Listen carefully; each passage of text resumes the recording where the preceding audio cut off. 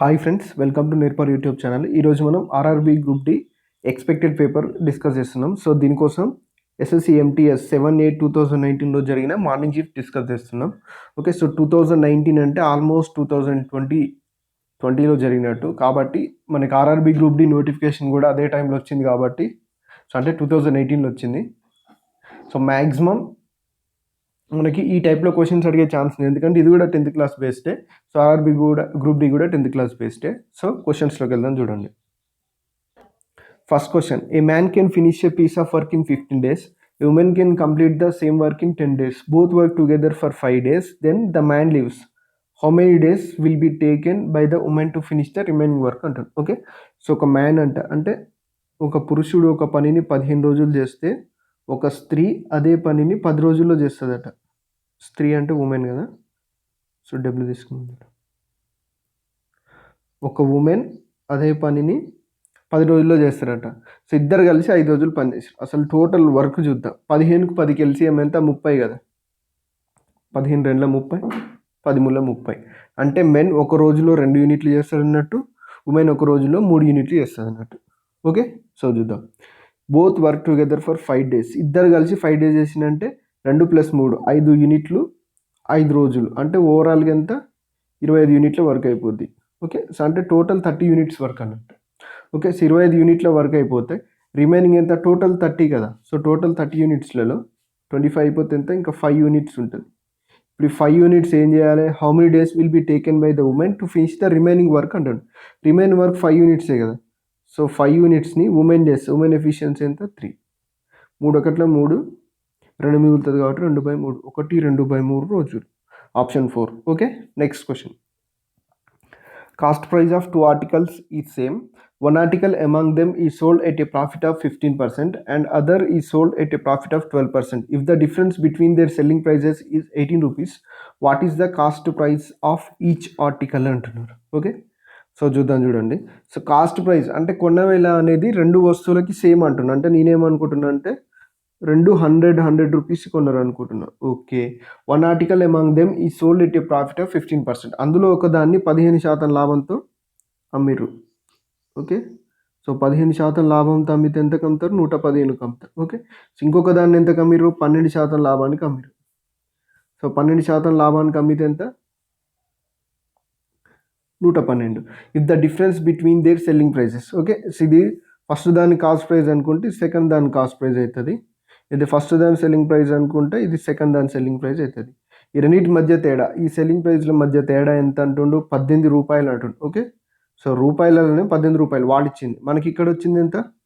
3 parts లేదా 3% ఏదైనా అనుకోండి. మీరు ఇది 100% అనుకుంటే ఇది పర్సంటేజ్ అవుతుంది, పార్ట్స్ అనుకుంటే పార్ట్స్ అవుతుంది. ఓకే, సో 3 parts అనేది 18 రూపీస్ అయితే what is the cost price of each article? Cost price of each article ఎంత అనుకున్నాం మనం? 100 అనుకున్నాం అంతే. సో 3 అనేది 18 అయితే 100 అనేది ఎంత అవుతుంది? 6 times ఉందా? ఇది కూడా 6 times ఉంటుంది. 100 ఎంత? 600 అనేది మన answer. Okay, next question. Monthly incomes of Mohit and Prakash are in the ratio 2:3. Their monthly expenditures are in the ratio 3:5. If each saves 5,000 per month, then what is the sum of monthly incomes of Mohit and Prakash అంటున్నారు. Okay, so Mohit Prakash incomes అంటే రాబడిల నిష్పత్తి ఎంత అంటే 2:3. Okay, so expenditures అంటే ఖర్చులు ఎంత? 3:5 ఎంత. So వాళ్ళు ఏంటంటే ప్రతి ఒక్కరు నెలకు 5,000 సేవ్ చేస్తే some of monthly income of Mohit and Prakash, Mohit Prakash యొక్క మంత్లీ ఇన్కమ్స్ యొక్క సమ్ అడుగుతున్నాడు మనల్ని. ఓకే, సో అయితే దీన్ని నార్మల్ వేలో చేయొచ్చు, షార్ట్కట్లో చేయొచ్చు. నార్మల్ వేలో చేయాలంటే మనకి పెద్ద క్వాడ్రాటిక్ ఈక్వేషన్ వస్తుంది, అది కనుక్కోవడానికి చాలా టైం పడుతుంది. అట్లా కాకుండా ఈజీ వేలో ఇట్లా చేయొచ్చు. ఓకే, సో ఈజీ వేలో ఎలా చేయాలో చూడండి. సో దీంతో మల్టిప్లై చేయాలి. మల్టిప్లై చేస్తే ఎంత వస్తుంది? 3 5 15,000. Okay, so 5 5 25,000. 15,000కి 25,000కి మధ్య డిఫరెన్స్ ఎంత? 10,000 కదా. సేమ్ మళ్ళీ దీంతో మల్టిప్లై చేయాలి. 5 2 10, 3 9. సో ఈ రెండింటి మధ్య డిఫరెన్స్ ఎంత? రేషియో కాబట్టి 1 part అనేది 1 part అన్నట్టు. సో ఇప్పుడు 1 part అనేది 10,000 వచ్చింది మనకి. ఇప్పుడు క్వశ్చన్లో ఏం అడుగుతుందో చూడాలి. Then what is the sum of monthly incomes of Mohit and Prakash? Mohit యొక్క మంత్లీ ఇన్కమ్ 2 పార్ట్స్ ఉంది, ప్రకాష్ యొక్క మంత్లీ ఇన్కమ్ 3 పార్ట్స్ ఉంది. మొత్తం కలిపితే ఎంత? 5 పార్ట్స్. 1 పార్ట్ అనేది 10,000 అయితే 5 పార్ట్ అనేది ఏమవుతుంది? 50,000 అవుతుంది. Okay. So next question, what is the area of triangle whose sides are 7 centimeter, 24 centimeter and 25 centimeters? ఎప్పుడైనా సరే మనకు 7, 24, 25 ఏంటంటే ఇది రైట్ యాంగిల్ ట్రయాంగిల్ యొక్క కాంబినేషన్. ఓకే. సో 7, 24, 25 ఇవి మీరు నేర్చుకోవాలని చెప్పిన 5, 12, 13 ఇట్లా చాలా కాంబినేషన్స్ ఉంటాయి. 6, 8, 10, 5, 12, 13, ఓకే, 8, 15, 17 ఇట్లా ఉంటాయి. చెప్తాను సరే. లంబకోణ త్రిభుజం యొక్క ఏరియా అడిగితే half into base into height. Okay. So 25 ఇక్కడనే ఎందుకు తీసుకుంటారు అంటే ఎప్పుడైనా సరే మనకి లంబకోణ త్రిభుజంలో ఇచ్చిన మూడిట్లలో ఏదైతే పెద్దగా ఉంటుందో అది కర్ణం అవుతుంది అన్నట్టు. ఏ సైడ్ అయితే ఇప్పుడు 25 పెద్దది కదా, అది కర్ణం అవుతుంది. ఇవి రెండు ఎట్లయినా తీసుకోవచ్చు. ఇక్కడ 7 అయినా, ఇక్కడ 24 అయినా, ఇక్కడ 24 అయినా, ఇక్కడ 7 అయినా, మీ ఇష్టం ఎట్లయినా తీసుకోవచ్చు. Okay. Half into base into height. Half into base ఎంత? 24. హైట్ ఎంత? 7. 2 12, 24, 12 ఏళ్ళు 84, 84 అనేది మన answer. Okay. Next question, what is the area of the largest square which can be inscribed in a circle of radius 14 centimeters అంటారు. Okay. So 14 centimeters radius ఉన్న ఒక సర్కిల్లో చూడండి. ఇది ఒక సర్కిల్ అనుకుందాం. ఓకే. సో దీని రేడియస్ 14 సెంటీమీటర్స్ ఉంటే దీని లోపల మనోళ్ళు ఏం చేసిరట, ఒక స్క్వేర్ని ఇన్స్క్రైబ్ చేస్తే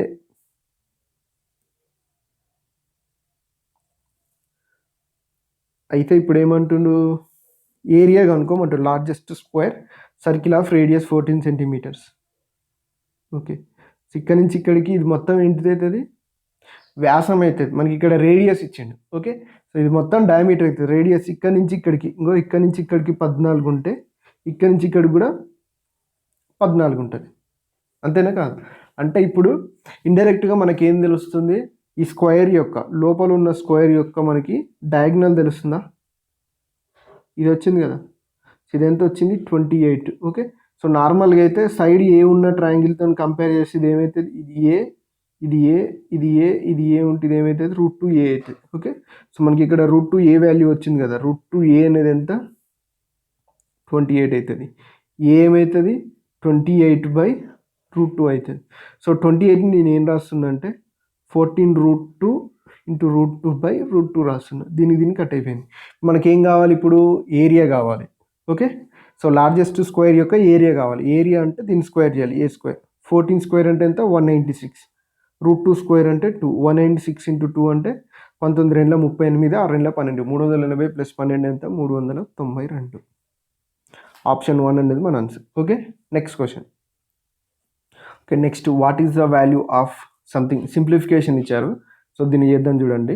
సో మీ అందరికీ బాడ్మాస్ రూల్స్ తెలుసనే అనుకుంటున్నా. BODMAS rule, bracket of division, multiplication, addition, subtraction. So ఇది కూడా చూద్దాం చూడండి. 0.7కి స్క్వేర్ అంటుంది. ఓకే. సో 0.7 హోల్ స్క్వేర్ అంటే 0.49 కదా. 0.49 డివైడెడ్ బై 0.14 ప్లస్ 0.6 స్క్వేర్ అంటే 0.36 కదా, డివైడెడ్ బై 0.18 ప్లస్ 0.5 స్క్వేర్ అంటే 0.25 కదా, 0.25 డివైడెడ్ బై 0.05. ఓకే. సో మళ్ళీ whole divided by 4 into first bracket తర్వాత హాఫే కదా. సో బ్రాకెట్ ఇట్ల నుంచి హాఫ్ చేస్తుంది చూడండి. 2.5 ఇంటూ 4, 25 4 అయితే 100, పాయింట్ ఉంది కాబట్టి 10 అవుతుంది. 10 మైనస్ 13 ఇంటూ 0.25 ఇంటూ 3, 13 ముళ్ళ 39నా? చూడండి 13 ముళ్ళ 39 కదా. 0.25ని 1/4 రాసుకోవచ్చుగా. నేను 39/4 రాస్తున్నాను, ఎందుకంటే క్యాలిక్యులేషన్ ఈజీగా ఉండడానికి అంతే. ఓకే. సో చూడండి, ఏ టేబుల్లో కట్ చేసి చూడు. ఇది 5 5 25. 0.05 ఇంటూ 5 ఏమవుతుంది?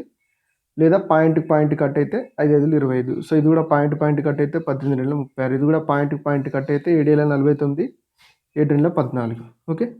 ఇంకా సింపుల్గా చెప్పాలంటే 7/2 అంటే 3.5 రాసుకోవచ్చు కదా, అంతేనే కదా. 3.5 ప్లస్ 2 ప్లస్ 5 డివైడెడ్ బై దీన్ని ఏం రాసుకోవచ్చు? 4 5 40 మైనస్ 39, అంతేగా.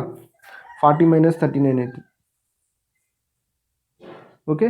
So 3.5 plus 2 plus 5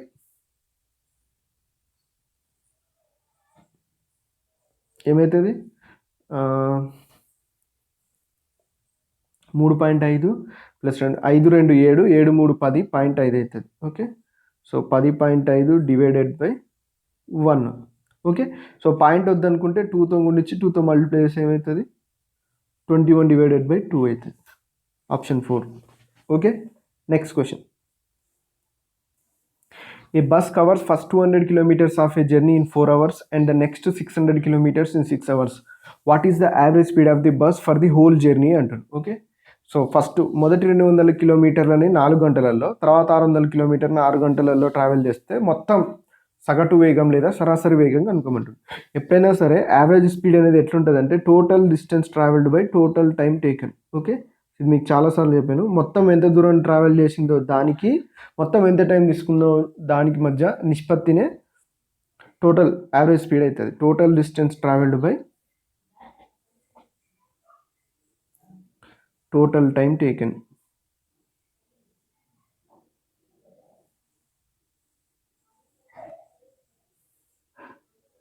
okay, so ఇది సో టోటల్ డిస్టెన్స్ ఎంత ట్రావెల్ అయింది ఇక్కడ 200 ప్లస్ ఇక్కడ 600 ఎంత 800 కిలోమీటర్లు total distance.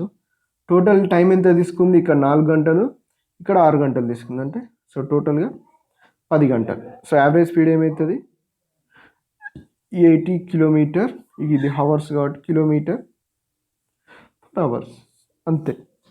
Option 4. Next question. The ratio of 2 whole numbers is 5:7. Which of the following can be their sum అంటుండు. అంటే సో 2 పూర్ణ సంఖ్యల యొక్క నిష్పత్తి 5:7 అంటుండు. అయితే కింది వాటిలో ఏది వాటి యొక్క మొత్తం అయ్యే ఛాన్స్ ఉంది అంటుండు. ఓకే, సో మొత్తం ఇది 5 పార్ట్స్, ఇది 7 పార్ట్స్ అనుకుంటే మొత్తం ఎంత 12 పార్ట్స్. ఓకే, సో మొత్తం అనేది వచ్చేది ఖచ్చితంగా 12తో డివైడ్ కావాలి. ఎందుకంటే సో 12 ఇంటూ సంథింగ్ రాసాం కదా, లేదా ఇది 5x ఇది 7x అనుకుందాం నిష్పత్తులలో. ఓకే, సో ఈ నిష్పత్తుల యొక్క మొత్తం అంటే ఏమవుతుంది 12x అవుతుంది కదా. ఓకే, సో 12 ఇంటూ సంథింగ్ ఉండాలి ఇది టోటల్ నెంబర్ అనేది. అంటే సో ఖచ్చితంగా ఇక్కడ వచ్చేది ఏదైతే ఉందో 12తో భాగించబడాలి, అంతేనా. ఎక్స్ ఏమవుతుంది మనకు కావాల్సిన నెంబర్ బై 12 కదా, అంటే ఖచ్చితంగా 12తో భాగించబడాలి అంటూ. అట్లా భాగించబడేది ఏది 54 భాగించబడుతుందో కాదు, 60 అవుతుంది, 46 కాదు, 68 కాదు. సో ఓన్లీ పాసిబుల్ ఎంత 60.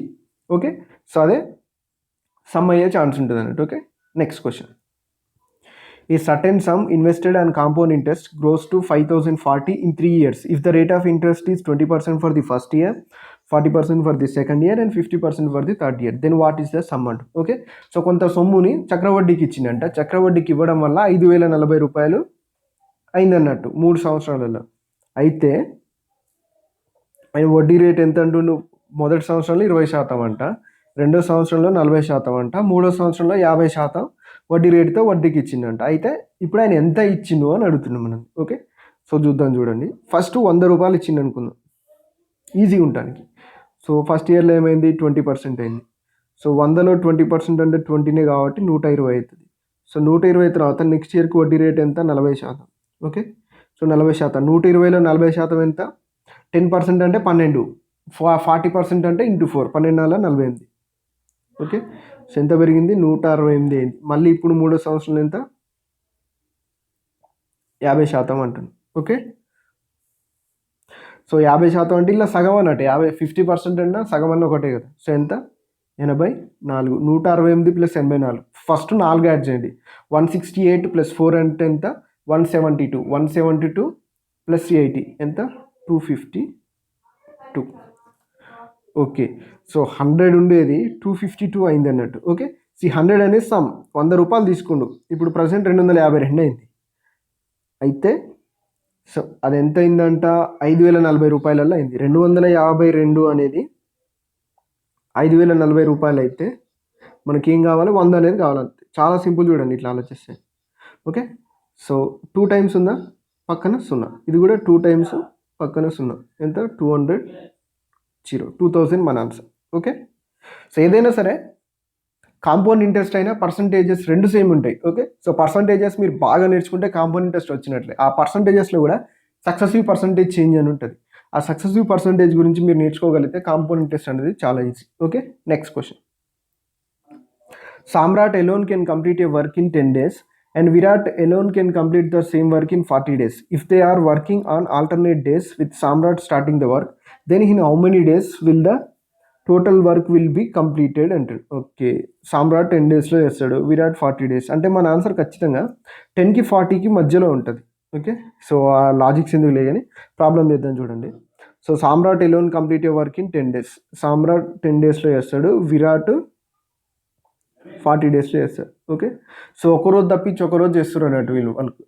ఓకే, సో ఒకరోజు తప్పించి ఒకరోజు సామ్రాట్ చేస్తే ఒకరోజు విరాట్ చేస్తాడు అట్లా. సో ఫస్ట్ అయితే టోటల్ వర్క్ ఎన్ని యూనిట్స్ ఉందో చూసుకుందాం. ఎల్సిఎం 40 అవుతుంది కాబట్టి 10 4 40, 41 40. ఓకే, సో సామ్రాట్ ఒకరోజు 4 యూనిట్స్ చేస్తే విరాట్ ఒకరోజు 1 యూనిట్ చేస్తాడు. అంటే ఓవరాల్గా ఎన్ని రోజుల వర్క్ జరిగింది? 2 days కదా. సో 2 daysలో ఏమవుతుంది? 5 యూనిట్స్ వర్క్ అయిపోతుంది, అంతేనే కదా. సో 2 daysలో 5 యూనిట్స్ వర్క్ అయిపోతుంది. ఇప్పుడు టోటల్ 40 యూనిట్స్ వర్క్ అయిపోవాలి. ఓకే, సో 40 యూనిట్స్ వర్క్ అయిపోవాలంటే సో ఎంత? 8 times ఉంది కదా. సో ఇది కూడా 8 times, 16 days, 16 రోజులు పడుతుంది. అంతే, సింపుల్ లాజిక్. ఓకే, సో 16 రోజులు ఆప్షన్ 2. ఇంతకుముందుకు ఏం చేసినామంటే మనం డైరెక్ట్ 40/4 + 1 5 అట్లా వేసేసినాం. కాకపోతే ఇక్కడ ఏం జరుగుతుందంటే సామ్రాట్ ఒకరోజే చేస్తాడు, ఒకరోజు తప్పించి ఒకరోజు కదా. ఈయన చేసిన తర్వాత ఈయన వస్తాడు, ఈయన చేసిన రోజు 4 యూనిట్లు అయిపోతాయి, ఈయన చేసిన రోజు 1 యూనిట్ అయిపోతుంది. అంటే మొత్తం మీద 2 రోజులలో 5 యూనిట్లు అయిపోతాయి. ఓకే, మన మొత్తం పని ఎన్ని యూనిట్లు ఉంది? 40 యూనిట్లు ఉంది. 40 యూనిట్లు కావాలంటే వీళ్ళు 8 2 రోజులు పని చేయాలి, అంతే కదా. సో 8 2 రోజులు పని చేయాలి. 8 2 రోజులు అంటే 16 రోజులు అంతే. Okay, next question.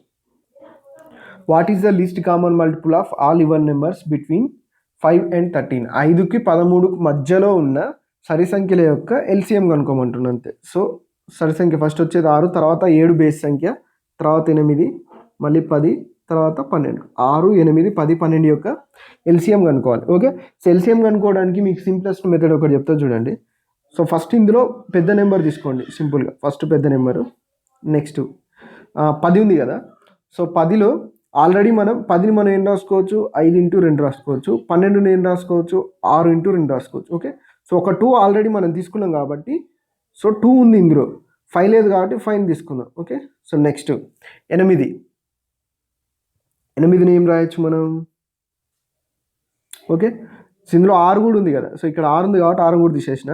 8లలో ఇక్కడ 2 తీసుకున్నాం మనం. ఓకే, సో ఒక 2 తీసుకున్నాం. ఇంకొక దీన్ని ఏం రాసుకోవచ్చు? 4 2 12 కదా. ఓకే, సో 4 2 12లలో దీన్ని మనం 4 3 12 రాసుకోవచ్చు కదా, 12. ఓకే, సో 8లో చూడండి. సో 4 ఉంది ఇందులో, మనకి 4 ఉంది కానీ 4 ఉంది, 3 ఉంది కానీ 2 లేదు. సో ఇంకొక 2 కావాలి మనకి. ఓకే, సో ఇంకొక 2 తీసుకున్నాం, అయిపోయింది. 12 5 60, 62 120 ఎల్సిఎం అయిపోయింది. ఓకే, సో ఇదొక మెథడ్. ఒకవేళ మీరు దీంట్లో కన్ఫ్యూజ్ అవుతున్నారంటే ఇంకొంచెం సింపుల్ మెథడ్ చెప్తా చూడండి. 6 8 10 12. సో ఇందులో ఏవైనా దీన్ని 2 నెంబర్లుగా విడగొట్టుకుంటున్నాను నేను. సో వీటిని స్మాలెస్ట్ రేషియో కన్వర్ట్ చేస్తే 2 5 10, 2 6 12 కదా. ఓకే, సో దీంతో మల్టిప్లై చేసిన అనుకో 12 5 60 లేదా 16 60. ఈ 60 అనేది ఈ రెండింటి యొక్క ఎల్సిఎం అన్నట్టు. ఓకే, సో నెక్స్ట్ దీంట్లో కూడా అంతే. 2 3 6, 2 4 8. సో షార్టెస్ట్ రేషియో కావాలి. దీంతో మల్టిప్లై చేసినాం అనుకో ఎంత? 6 4 24, 3 8 24. ఈ 24 అనేది రెండింటి యొక్క ఎల్సిఎం అన్నట్టు. మళ్ళీ మనకి 4 కావాలి కాబట్టి వచ్చిన దానికి మళ్ళీ రేషియో తీసుకోవాలి. ఎంత? 12 2 24, 12 5 60. దీంతో కానీ మల్టిప్లై చేస్తే ఓవరాల్ ఎల్సిఎం వస్తుంది మనకి. 62 ఎంత? 120. 120 అనేది ఎల్సిఎం అవుతుంది. సో 24 5 120. సో ఇది మీకు చెప్పడానికి లేట్గా ఉండవచ్చు కానీ కొంచెం స్పీడ్గా చేసే వాళ్ళైతే జస్ట్ ఇక్కడ రాసినాయి కదా, ఇవి చూస్తేనే అర్థమైపోతుంది. ఫస్ట్ మెథడ్ ఇంకా చాలా ఈజీ, సెకండ్ మెథడ్ కూడా అంతే. కాకుంటే ఏంటంటే మీరు ఫస్ట్ టైం వినొచ్చు. నేను ఆల్రెడీ వీటికి సంబంధించిన క్లాసెస్ కూడా చెప్పాను. సో ఎవరికైనా సరే పెయిడ్ క్లాసెస్ ఇంట్రెస్ట్ ఉన్న వాళ్ళు 98491 69471కి వాట్సాప్ చేయండి. సో మీకు చాలా చాలా బాగా యూజ్ అయ్యే ట్రిక్స్ అయితే అందులో చెప్పాను. మీకు వీలుంటే జాయిన్ అవ్వండి. Okay, so next question. Average of 12 numbers is 48. If each number is increased by 11, then what will be the new average అంటారు. ఓకే, సో 12 నెంబర్ల యొక్క సగటు 48 అంట. అయితే ప్రతి నెంబర్ని 11 ఇంక్రీజ్ చేస్తే కొత్త యావరేజ్ ఏమవుతుంది అంటాడు. సో కొత్త యావరేజ్ కూడా 11 ఇంక్రీజ్ అవుతుంది అన్నట్టు. ఓకే, సో యావరేజ్ అంటేనే equal distribution. Okay, so equal distribution అంటే ఉన్నదాన్ని ప్రతిదానికి పంచడం అన్నట్టు. ఓకే, సో ఆల్రెడీ ఈయన 12కి పంచుతున్నాడు. ఓకే, సో 11 అనేది ఈక్వల్గా అన్నిటికీ డిస్ట్రిబ్యూట్ అవుతున్నది కాబట్టి సో ఆటోమేటిక్గా యావరేజ్ కూడా 11 ఇంక్రీజ్ అవుతుంది. ఓకే, సో 48 ఉండేది, ప్రతిదానికి 11 యాడ్ చేస్తుంది కాబట్టి 48 + 11 ఏమవుతుంది, 59 అవుతుంది. లేదా మీకు దీన్ని ప్రాబ్లమేటిక్గా థియరేటికల్గా కాకుండా ప్రాబ్లం లాగా చెప్పాలంటే చూడండి. సో 12 నెంబర్లు ఉన్నాయి. ఓకే, సో 12 నెంబర్ల యొక్క సమ్ ఏమవుతుంది, 12 × 48 ప్లస్ మళ్ళీ ప్రతి నెంబర్కి అంటే 12 నెంబర్లలో ప్రతి నెంబర్కి ఒక్కొక్క దాన్ని 11 యాడ్ చేస్తారు. ఓకే, ఇట్లా తీసుకోవచ్చుగా నేను. ఇప్పుడు న్యూ యావరేజ్ అంటాను. ఓకే, సో న్యూ యావరేజ్ అంటే రాశుల మొత్తం, ఇప్పుడు అన్నిటి మొత్తం కనుక్కున్నా బై రాశుల సంఖ్య ఎంత, 12 కదా. ఓకే, సో పై రెండిటిలో 12 కామన్ ఇస్తే ఎంత, 48 + 11 / 12 ఉంటుంది. సో 12కి 12 క్యాన్సల్, 48 + 11 ఎంత, 59. ఇట్లా చేసినా అదే, ఇంకా మీరు ఏ మెథడ్ ట్రై చేసినా అదే వస్తుంది అన్నట్టు. Okay, so next question. The sum of 1500 is invested at simple interest for X months. If the rate of interest is X/8% per annum. Okay, so ఇక్కడ మంత్స్ అంటారు చూడండి. Okay, then the sum grows to 1590. What is the value of x అంటున్నాడు. Okay, x యొక్క value కనుక్కోవాలి. ఇక్కడ rate of interest అనేది సంవత్సరానికి ఇచ్చింది, మనకి ఇక్కడ నెలలలో ఇచ్చింది కాబట్టి ఎక్స్ మంత్స్ అంటుంది కదా. ఓకే, సో ఎక్స్ని మనం ఈ X/8%ని మంత్స్లోనైనా కన్వర్ట్ చేయాలి, లేదా ఎక్స్ని ఇయర్స్లో అయినా కన్వర్ట్ చేయాలి. ఓకే, సో టైం అనేది ఏమవుతుంది, X/12 ఇయర్స్, మనకి ఇయర్స్లో ఉంటే ఈజీ ఉంటుంది కాబట్టి ఇయర్స్లో తీసుకుంటున్నా. సో రేట్ ఆఫ్ ఇంట్రెస్ట్ ఇచ్చింది మనకి 6 ఇచ్చింది. ఓకే, సో 1500 అనేది 1590 అయిందంటే ఇంట్రెస్ట్ ఎంత పెరిగినట్టు, 90 రూపాయలు పెరిగింది. ఓకే, సో మనకి ఆల్రెడీ తెలుసు కదా, I = PTR/100. సో ఇందులో సబ్సిడీ చేయండి. ఓకే, సో ఇంట్రెస్ట్ 90 రూపాయలు, ప్రిన్సిపల్ 1500, టైం X/12, ఆర్ ఎంత, X/8/100. ఓకే, సో 2 zeros కి 2 zeros క్యాన్సిల్ అయిపోయినాయి. దీని ఆన్సర్ ఎంత, 15 × 90. ఓకే, అంతే కదా, కట్ చేస్తే X² = 12 6 72, 12 పంపిస్తే 72 × 8. X = √72 × 8. దీన్ని మీరు డైరెక్ట్ అన్నా మల్టిప్లై చేయండి, లేకపోతే ఇక్కడనే డివైడ్ చేద్దాం. చూడండి, ఇక 72 ఏం రాసుకోవచ్చు, 9 ఎములు 72 రాసుకోవచ్చు కదా, 9 ఎములు 72 × 8. ఓకే, సో ఒక 9లోంచి 3 × 3 రాసుకోవచ్చు కదా, 3 బయటకు వస్తుంది, ఒక 8 బయటకు వస్తుంది. ఎక్స్ ఎంత, 3 ఎములు 24. Okay, next one. A man sold a watch at a discount of 60% for 1560. What is the market price of the watch అంటుంది. ఓకే, చెప్పైనా సరే కాస్ట్ ప్రైస్ని మార్కెట్ ప్రైస్ మనం 100 అనుకోవచ్చు అని ఇంతకుముందు కూడా చెప్పిన. సో మార్కెట్ ప్రైస్ అంటే ముద్రిత వేళ 100 రూపాయలు ఉంది అనుకుందాం, దీని మీద 60% డిస్కౌంట్ ఇచ్చింది. ఓకే, సో 60% తగ్గింపిస్తే ఏమవుతుంది, 60 రూపాయలు తగ్గుతుంది, అంటే ఏమవుతుంది, 40. ఈ 40 అనేది 1560 అవుతుందంట. అయితే what is the market price of the watch, ఎంత మార్క్ చేసింది, 100 మార్క్ చేసింది కదా, 100 అనుకోమంటాడు. ఎంత 4 4 16, 4 4 16. ఓకే, సో 40 × 44 టైమ్స్ ఉంది ఇది కూడా. Sorry, what is the market price of the watch, అంతే కదా, సారీ 4 4 16 కాదు కదా. సో 4 3 12, 12 అంటే ఇంకా 3 మిగులుతుంది, 4 9 30, 39 టైమ్స్. ఓకే, ఇక్కడ నుంచి ఇక్కడికి 39 టైమ్స్ ఉంటే మనకు కావాల్సిన మార్కెట్ ప్రైస్ కూడా ఇంటూ 39 టైమ్స్ ఉంటాయి. 100 × 39 అంటే 3900. Okay, next question. The difference between the cost price and selling price of a bat is 180 rupees. If there is a profit of 20%, then what is the selling price of a bat అంటాడు. Okay, so cost ప్రైస్కి selling ప్రైస్కి మధ్య difference 180 అంటుంది. Okay, so cost price 100 అనుకుందాం, selling price ఎట్లా తెలుస్తుంది అంటే 20% లాభానికి అమ్మింది కాబట్టి సెల్లింగ్ ప్రైస్ ఏమైంది, కాస్ట్ ఫర్ మీనే కదా లాభం ఎప్పుడైనా చూసేది మనం. ఓకే, సో కొన్న వేరే మీనే చూస్తాం కాబట్టి 20 అవుతుంది. The cost price selling price మధ్య తేడా ఎంత అంటుండు, 180 అంటుండు. అంటే 20% అనేది 180 అయితే selling price of the bat కనుక్కోవాలి. Okay, so selling price of the bat, selling price of the bat అంటే 120 కదా. ఓకే, సో 120 అనేది ఎంత,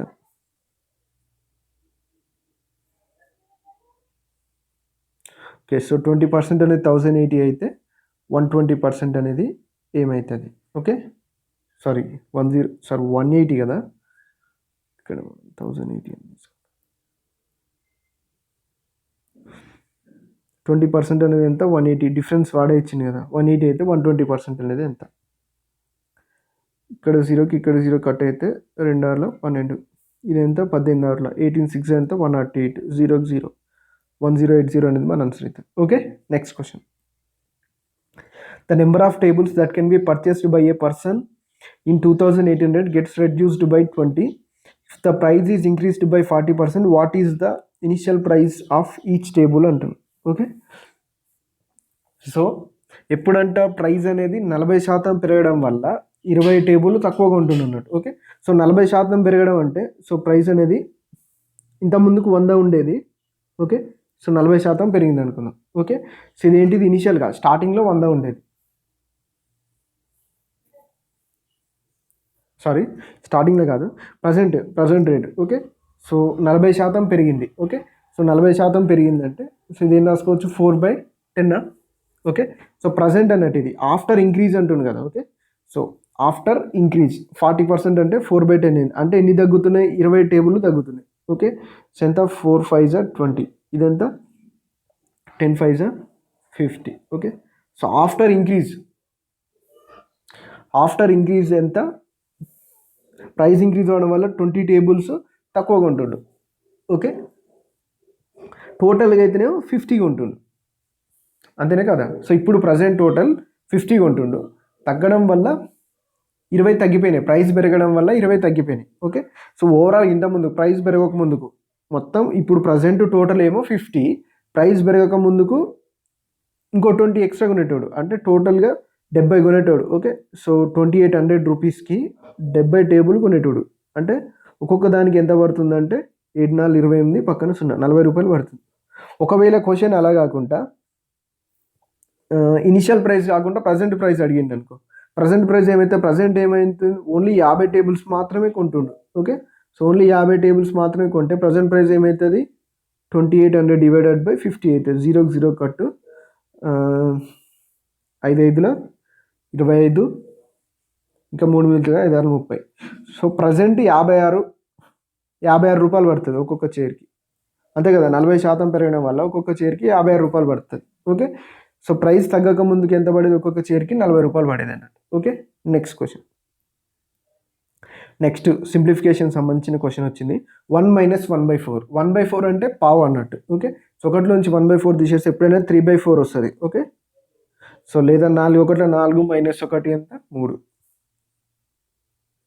ప్లస్ 1/2 హాఫ్ 1/2 అన్న 1/2 ఇంటూ 1/2 అన్న సేమే 1/4 వస్తుంది ఓకే సో డివైడెడ్ బై 2/5 అయింది కదా దీన్ని ఇంటూ 5/2 రాసుకోవచ్చు కదా నెక్స్ట్ బై 2/5 డివైడెడ్ బై 1/4 ఉంది కదా సో 2/5 డివైడెడ్ బైని ఇంటూ 4/1 రాస్తున్నాను నేను ప్లస్ 3/2 2 - 8/5 ఉంది ఓకే సో దీన్ని చూడండి ఇంకొంచెం పొడిగిద్దాం చూడండి 2 - 8/5 నేను రాసుకోవచ్చు 5 1 5 ఇంకెంత మిగులుతుంది 3/5 మిగులుతుంది అంతేనే కదా సో మధ్యలో ప్లస్ కూడా పెట్టుకోవచ్చు మనం 2 - 1 అంటే 1 కదా ఓకే 1 + 3/5 అంటే ఎంత 5 1 5 ప్లస్ 3 8/5 ఉంటుంది ఓకే సో ఇంటూ 8/5 మిగులుతుంది మనకి ఓకే సో ఇప్పుడు సాల్వ్ చేద్దాం చూడండి కట్ చేద్దామంటే ఏ టేబుల్లో పోతుంది ఇది 2 4 8 ఇక్కడనే పోయింది ఇంకెక్కడ పోలేదు సరే చూద్దాం చూడండి దీన్ని ఏం రాసుకోవచ్చు 3/4 ప్లస్ ఇది 1 5/8 మళ్ళీ కింద 2 4 10 సారీ 2 4 8/5 ప్లస్ ఇక్కడ ఎంత మిగిలింది 12/5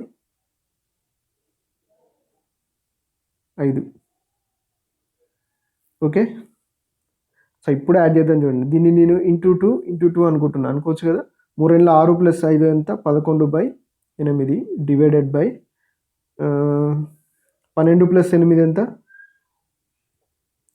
12 + 8 20/5 ఉంటుంది ఓకే సో దీన్ని రివర్స్లో రాస్తే 11/8 ఇంటూ 5/20 వస్తుంది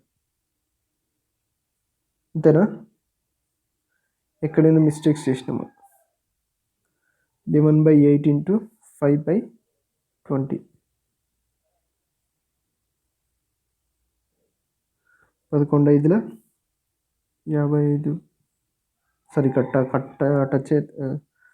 5 నాలుగుల 20 పోతుంది ఇక్కడ. 5 నాలుగు 20 అంటే 11/32 రావాలి. కానీ ఇక్కడ మిస్టేక్ అయితే జరిగింది. ఒకసారి చూద్దాం. ఓకే, దీన్ని మళ్ళీ సాల్వ్ చేద్దాం చూడండి. ఇప్పుడు మళ్ళీ ఓకే, ఇక్కడ మనం డివైడెడ్ బై 2/5 లీవ్ చేసినామా కాదు. ఒకసారి మళ్ళీ సాల్వ్ చేద్దాం చూడండి. సో 1 - 1/4 కదా. సో 1 - 1/4 అంటే 4 1 4 - 1 ఎంత 3, 3/4. ఓకే, ఈ స్టెప్ రైటే. మళ్ళీ ప్లస్ 1/2 హాఫ్ 1/2 అంటే 1/2 ఇంటూ 1/2నే కదా. సో 1/2 ఇంటూ 1/2 అంటే 1/4 వస్తుంది. మళ్ళీ ఇప్పుడు డివైడెడ్ బై 2/5 అయినా ఇంటూ 5/2 అయినా సేమే కదా. దీనివల్ల పెద్ద మిస్టేక్ జరిగిందని అయితే నేనైతే ఏమనుకోవట్లేదు. మళ్ళీ సేమ్ కింద చూద్దాం చూడండి. 2/5 ఎప్పుడైనా మనం డివైడెడ్ బై ముందు చేస్తాం కాబట్టి, సో ఆ డివైడెడ్ బైని నేను ఇంటూ అని రివర్స్లో రాసుకుంటున్నా. ఓకే, ఇది రాసుకోవచ్చు కామన్గానే. ప్లస్ 3/2 ఇంటూ 2 - 8/5 ఉంది కదా. ఓకే, సో దీన్ని ఎట్లా చేద్దాం అంటే ఇప్పుడు 5 2 10, 10 - 8, 10 - 8 ఎంత 2, 2/5 వస్తుంది. ఇట్లా చేస్తుంది. ఇక్కడనే మిస్టేక్ చేసినాం మనం. 5 2 10 - 8 ఎంత 2 కదా. సో 2/5 ఈ 2కి కట్ అయిపోయింది. సేమ్ దీన్ని ఇంటూ 2 చేస్తున్నా. కొంచెం స్పీడ్గా చేస్తున్నా చూడండి, ఇందాక చెప్పింది కాబట్టి. 3 2 6, ఇక్కడ 5 1 5, 4 2 8 కింద బేస్ సమానం ఉంది కాబట్టి యాడ్ చేయొచ్చు కదా. సో 11/8 చూడండి. 2 4 8/5, 3/5, 8 ప్లస్ 3 ఎంత 11/5 వచ్చింది చూడండి. సో 11/8 దీన్ని ఏం రాసుకోవచ్చు 5/11 రాసుకోవచ్చు. 11 కట్ అయితే ఎంత 5/8. ఓకే, సో ఇక్కడ మిస్టేక్ చేసినాం మనం. 2 - 8/5ని మనం 2 - దీన్ని ఏం రాసుకున్నాం 5 1 5 ప్లస్ అని రాసుకున్నాం ఇక్కడ. ఓకే, సో మైనస్ అనేది ఓవరాల్గా ఉంటుంది కాబట్టి ఇక్కడ మిస్ చేసినాం మనం. ఓకే, సో అదన్నట్టు mistake. Okay, next question. x² + y² అనేది 100 అంట. x/y 4:3 అయితే what is the value of x² - y² అంటారు. ఓకే, సో xyలు 4:3 నిష్పత్తిలో ఉన్నాయి. x² + y² 100 కావాలి. ఒకవేళ x4 అనుకుందాం, y3 అనుకుందాం, 100 అవుతుందా? x² అంటే 4² అంటే 16 ప్లస్ 3² అంటే 9, 16 + 9 అవుతుందంటే కాదు. నేనేమనుకుంటున్నా అంటే నెక్స్ట్ రేషియో వీటికి 4x2 3x2 అంటే 8:6 అనుకుంటున్నా. ఎట్లయినా 4:3 రేషియోనే కదా. మళ్ళీ కట్ చేస్తా ఆ నెంబర్స్ నెక్స్ట్ నువ్వు 8 6 అనుకుంటున్నా. 8² అంటే 64, 6² అంటే 36. యాడ్ చేస్తే x² + y² నాకు 100 వచ్చింది కదా.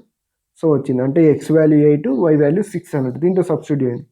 x² అంటే మళ్ళీ 64 సేమ్, y² అంటే 36. 64 - 36 అంటే ఎంత 28. Okay, so next question.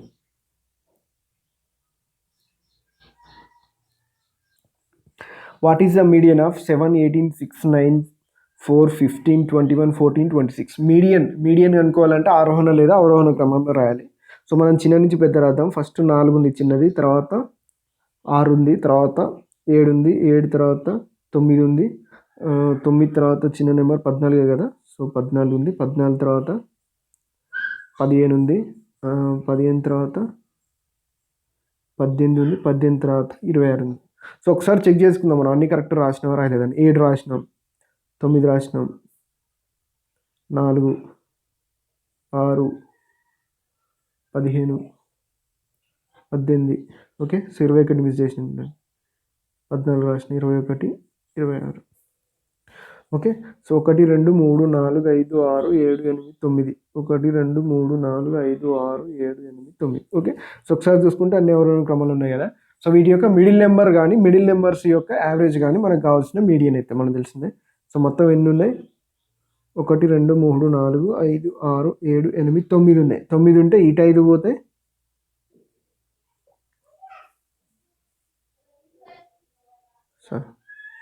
ఇటు 4 పోతే మిడిల్ నెంబర్ మనకి యావరేజ్ అయితే అంతేనా. సో ఇటు 4 మధ్యలో ఉండేది మనకు కావాల్సిన మీడియన్ అయితే ఎంత 14. Okay, so next question. What is the average of all the multiples of 6 from 20 to 80 అంటుంది. 20 నుంచి 80 మధ్య ఉన్న 6 మల్టిపుల్స్ యొక్క యావరేజ్ కనుక్కోమంటాను. ఓకే, 20 నుంచి 80 మధ్య ఉన్న 6 మల్టిపుల్స్ యొక్క యావరేజ్. ఓకే. సో ఫస్ట్ ఏమొస్తది? 24 వస్తదా? ప్లస్ 24 తర్వాత ఫస్ట్ లాస్ట్ తెలిస్తే సరిపోతాయి. ఎందుకంటే ఇవి సిరీస్‌లో ఉంటాయి కాబట్టి. 6 4 24, 6 5 30, 6 6 36 సో ఆన్ సో 80 కంటే ముందేమొస్తది? 72 వస్తది. 72 తర్వాత 78 వస్తది లాస్ట్. 78 వీటి యొక్క యావరేజ్ కనుక్కోవాలి. సో ఎప్పుడైనా ఇవి సిరీస్‌లో ఉంటాయి. సిరీస్ అంటే వాటి మధ్య డిఫరెన్స్ అనేది సేమ్ ఉండాలి. ఇక్కడ 6 ఉంటది, ఇక్కడ 6 ఉంటది, ఇక్కడ 6 ఉంటది. ఎక్కడ చూసినా 6 ఉంటది కాబట్టి ఇవి సిరీస్‌లో ఉన్నట్టు. వాటి యొక్క యావరేజ్ ఏమైతది ఎప్పుడైనా? First digit plus last digit divided by 2. 8 4 12 70 20 90. 90 plus 12 ఎంత? 102. 102/2 51 అనేది మన answer. Okay. Next question. A boat covers 64 kilometers upstream in 8 hours, 120 kilometers downstream in 12 hours. What is the speed of the boat in still water అంటాడు. Okay. So చూడండి 64 కిలోమీటర్ల అప్స్ట్రీమ్ని 8 గంటలలో చేస్తుంది. అంటే 1 అవర్కి ఎంత చేస్తుందో అదే అప్స్ట్రీమ్ స్పీడ్ అవుతుంది కదా. అంటే సో ఎంత? 64/8 అంటే ఎంత? 8 × 64 అంటే 8 km/h అనేది ఏంటిది? ఇది upstream speed. Okay. So upstream speed. Next same ఇంతే 120 కిలోమీటర్స్ యొక్క డౌన్ స్ట్రీమ్ని ఎంత టైంలో? 12 గంటలలో ఉంటుంది. ఓకే. సో 12 అవర్స్ అంటే ఎంత? ఇది సేమ్ 12 పాదలు 120 10 km/h అనేది ఏంటిది? Down stream speed. What is the speed of the boat in still water అంటుంది. ఓకే. అంతే కదా. 120 కిలోమీటర్స్ని 12 అవర్స్ 10 km/h అనేది. What is the speed of the boat in still water? Okay. So still వాటర్లో boat యొక్క speed అడుగుతున్నారు. Okay. Okay. So మనకి stream speed కనుక్కోవడం తెలుసు కదా. సో ఎప్పుడైనా సరే అప్ స్ట్రీమ్ వెళ్తుంది అనుకోండి, అంటే ప్రవాహానికి ఎదురుగా ప్రవాహానికి వ్యతిరేక దిశలో ప్రవాహానికి వ్యతిరేక దిశలో ప్రవాహ దిశలో పోతుంది అన్నట్టు. ఓకే. సో ప్రవాహ దిశలో ఇప్పుడు ఇది ప్రవాహ దిశలో పోతుంది అనుకో, డౌన్ ఈజీగా వెళ్ళిపోతుంది. ప్రవాహానికి వ్యతిరేక దిశలో వెళ్తుందంటే కొంచెం అది అనేది మైనస్ అవుతుంది మనకి. Okay. So boat speed minus stream speed అంటాం. స్ట్రీమ్ అంటే ప్రవాహ వేగం అన్నట్టు. ఓకే. సో ఒకవేళ ఇటు సైడ్ వెళ్తుంది అనుకో, boat speed plus stream speed అవుతుంది అన్నట్టు. ఓకే. సో ఇప్పుడు ఇది ఎంత ఉంది? 8 km/h కదా. ఓకే. ఇది ఎంత ఉంది? 10 km/h. ఓకే. సో రెండింటిని మైనస్ చేసినాం అనుకో, ఏమైతే మనకి రెండింటిని మైనస్ చేస్తే సో బోట్కి క్యాన్సిల్ అయిపోయి 2 స్ట్రీమ్ స్పీడ్ మిగులుతుందా? అంతే కదా. 2 టైమ్స్ ఆఫ్ స్ట్రీమ్ స్పీడ్ ఎంత అవుతుంది? 2 km/h అవుతుంది. ఒక స్ట్రీమ్ స్పీడ్ ఎంత?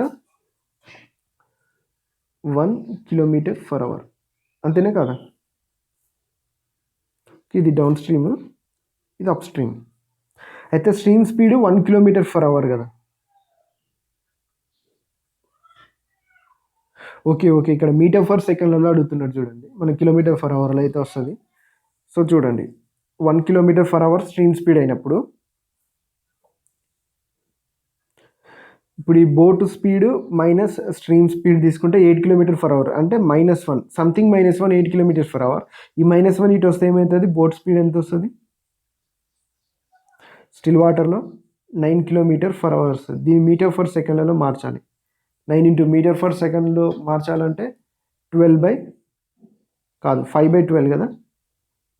సో 5/12 9 3 4 12 3 5 15/4